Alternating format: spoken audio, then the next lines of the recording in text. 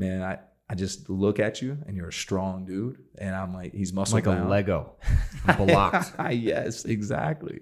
So because of your stature, I knew you're probably going to be limited in internal hip rotation because you move stuff often, which is, hey, don't get me wrong, from moving something heavy from point A to point B, that's what you need. But at moving super high velocities, you need some internal hip rotation. So we challenged that. So for him, we went through a single leg RDL and then broke it down. And so we're accessing internal hip rotation the best of our ability. And so once we got him into IR, glutes lit up like you wouldn't believe, right? And then that's when we can find pronation of the foot.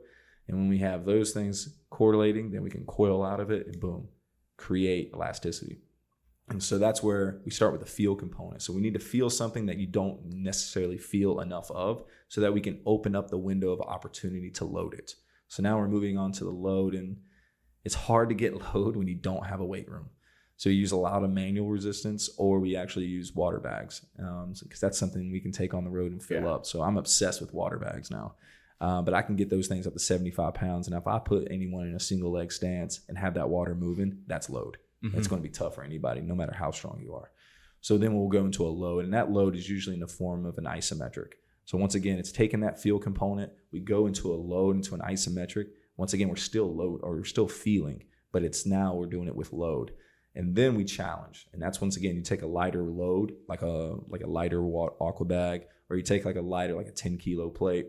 And then from there, we are complementing a movement at lower velocities. So what we did was we did a single leg RDL, finding internal hip rotation, and then going into locomotion. So this is where you can kind of like start making some connections with some Franz Bosch methods.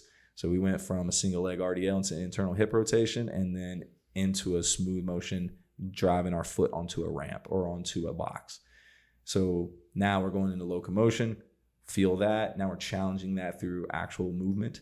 And then, all right, let's add velocity, performance. So now drop the weight and then go as fast as you can. And then we do a very much more complex pattern. Like, do your guys have a sense of what's going on? Do they feel their ability to move through space seamless and effortlessly improve? Or is it just they're focused on their skill and their game and their warm up? So there's some guys that are like so in tune with their body, it's scary. Like it's hindering, and that's where you're like, oh my gosh, like you feel too much. You know what I mean? Where it becomes like challenging their mind.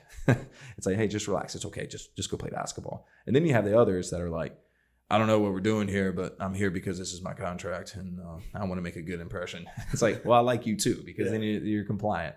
But the idea is that you're in these moments, it's exploratory. This is the time where I'm taking something and reverse engineering it from their sport. So for example, if they are poor at change of direction, or they can improve and change the direction, well, hey man, all I want to do is try to make you feel these positions so that when you actually go out there and move laterally, you should feel more seamless, more efficient, more effective.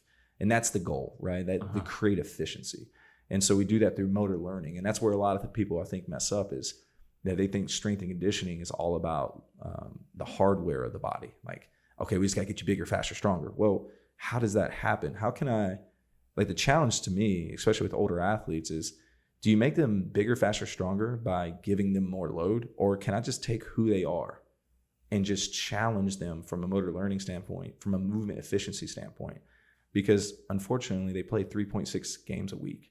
And asking for more outputs, it's just, I'm going to steal their resources from them performing in the game. And if I'm stealing their resources from them performing in the game, then I'm not doing my job, right? Yeah. I'm taking their job away. So that's where, now once again, back in college, totally different scenario. But working with the world's best, I mean, that's who they are. Like, there's 30 teams in professional sports. They're the best in the world at what they do. My goal is to make them better without stealing their resources. And that's where a lot of these motor learning strategies come from, and just getting them better at movement efficiency.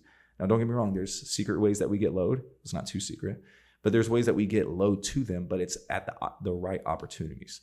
And so once again, this pregame opportunity is just a way of opening up the windows. So when they go into their individual shooting, they feel good going onto the court. They're like, I have an opportunity to now move a little bit better, move a little bit faster, and then I'm adding skill on top of that. Yeah. And so because of that, I might be actually getting better. And then once they get better, then we go, oh, well, what's the next thing? And now let's make that more complex. Let's make it a little bit harder. Like, how are we going to challenge this without stealing their physical resources? And that's where some of the Bosch stuff comes in that I'm like, oh, this is pretty cool. So then we go to the 40-minute mark. Yeah. Coach talks to the guys. 20 minutes, they're in layup lines. Boom. Yeah.